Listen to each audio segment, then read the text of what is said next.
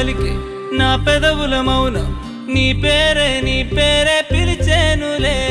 నీ పిచ్చితోనే అల్లాడే ప్రాణం నిన్నేలే తలచేను